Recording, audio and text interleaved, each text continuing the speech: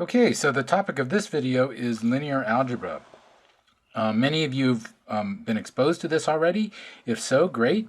But those of you who haven't, we're going to do just a very brief overview of it. And as many of you know, linear algebra is hugely important in sciences, in data analysis. And in this class, we're going to use it for modeling or linear or regression. Basically, we're going to be fitting models to data. And of course, this is really important. If you have some data and you want to know something about the process those data are telling you, then modeling is really important.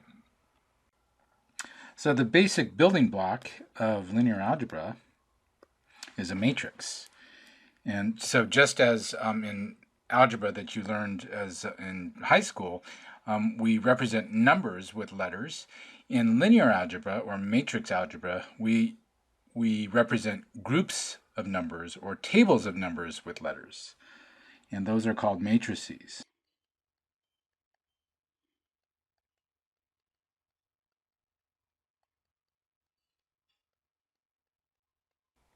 So a table of numbers or data. So for example, let's describe matrix A, and I'm going to use the double bar to indicate matrices. In the textbook, in many textbooks, a matrix is often denoted with a capital letter and it's bold. But of course I can't write bold here, so I'm going to use the double bars. And for example, let's look at a matrix that is 3 rows and 2 columns. And this particular matrix has a 1, 6, and a 8 in the first column, and a 14, 7, and a 2 in the second column. So this is 3 rows and 2 columns. And in general, we would describe the elements or the numbers in a matrix using symbols. And I'll use a lowercase a to represent an element of A. And I'm going to use subscripts to denote the position of each element. So for example, the first row will go in the first element of the first point of the subscript. And the second row, likewise. And likewise the third.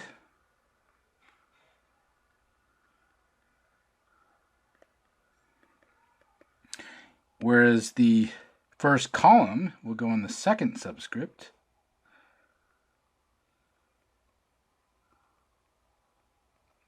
And likewise for the second column.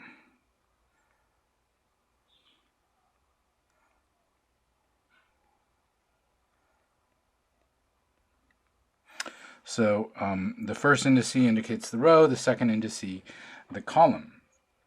And so when we describe a matrix, we will describe the order of a matrix as the number of rows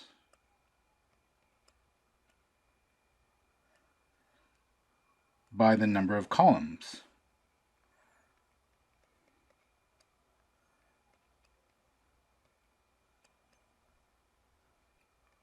So in this case, the order of this matrix is 3 by 2.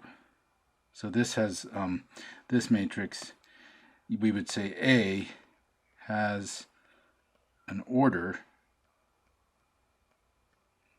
of 3 by 2.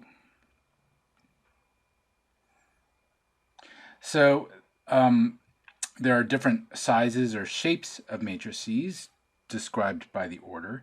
Let's look at a special matrix that you've already used, and that special matrix is a vector. So a vector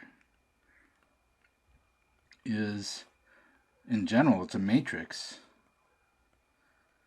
with one column or row, or one row.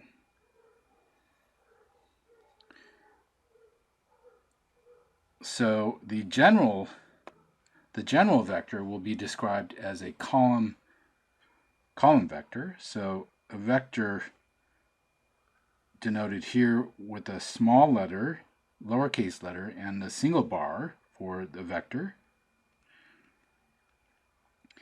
The default definition is as a column. So we would have the first element on the very top, the second element in the second row, all the way down to the nth row.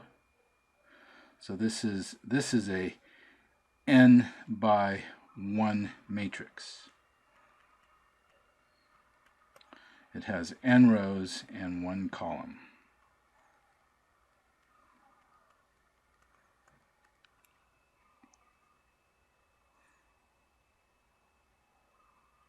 So this is a column vector, and this will be our sort of default definition of a vector, and that's in contrast to a row vector, which we will designate as the transpose. So the transpose of a matrix means that we swap the numbers of rows and columns. So in this case, instead of having n rows, it's going to have, in this case, m columns. And I'm going to use the letter m to denote the number of columns. So this is a 1 row by m column matrix. Oops. Or a row vector versus a column vector.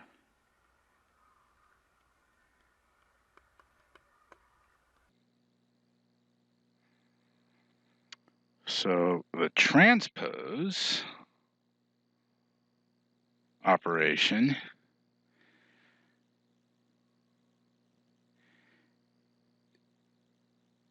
means you swap the rows and columns of a matrix.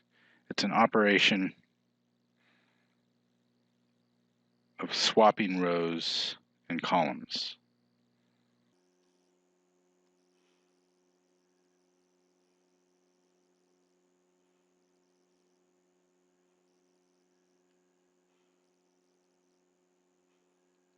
For example, if A is defined as 1, 2, 3, 4, 5, 6, a transpose will be 1, 2, 3, 4, 5, 6.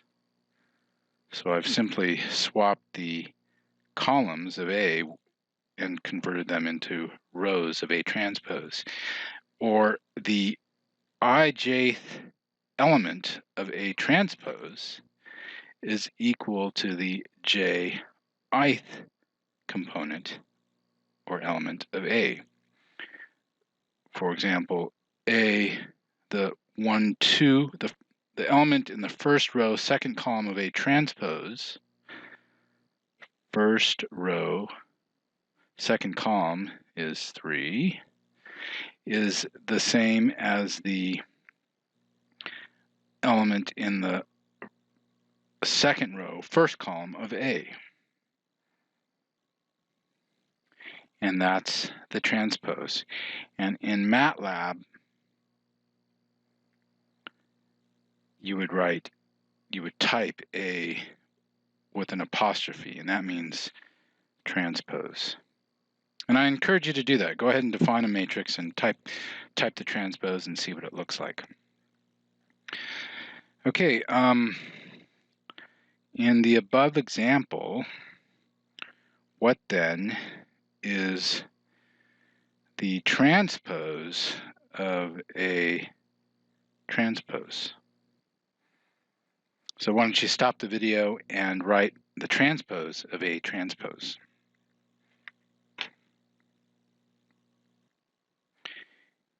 And assuming you stopped the video and did that, you should have gotten A.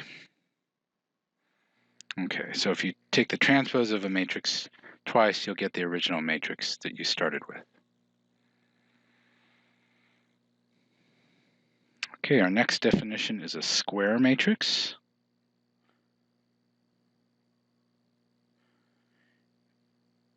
And a square matrix has the same number of rows as columns.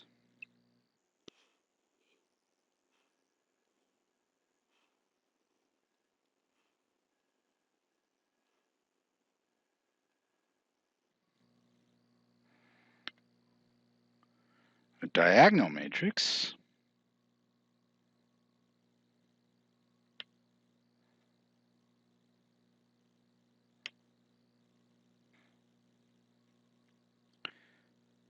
is a square matrix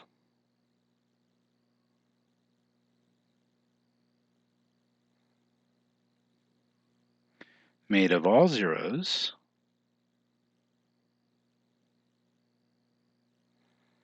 except on the diagonal points.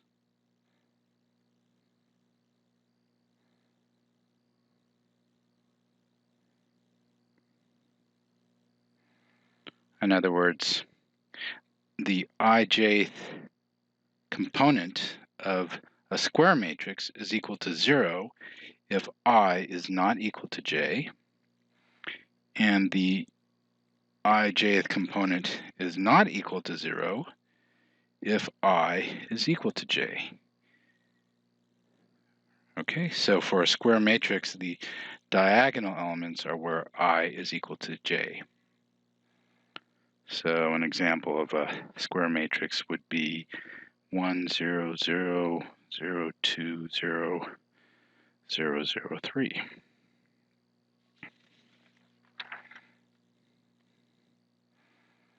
Let's define a submatrix.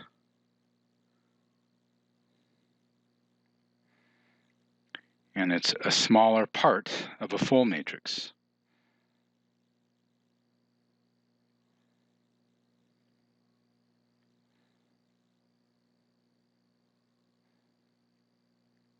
So for example, if C is equal to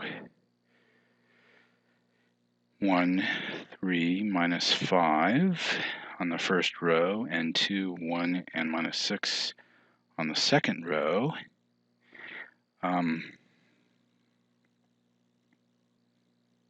that same matrix can be described or written as C, and I should stick with capital, this should have been a capital C, is equal to a submatrix A with a bar next to a vector B, where the submatrix A is equal to the first two columns of C, and the vector B is the last column of C.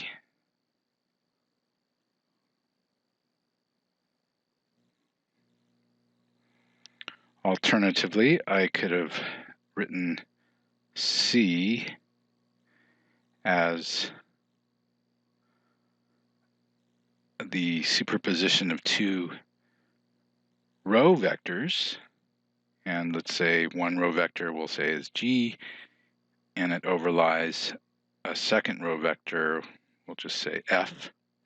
And again, the transpose I'm going to use in my lectures as indicating a row vector. And of course, G transpose is equal to the top row,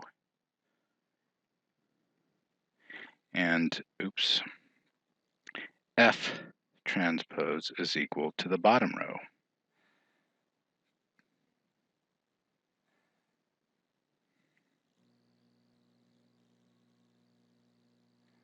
So I'm going to end this video here with these definitions, basic definitions of matrices.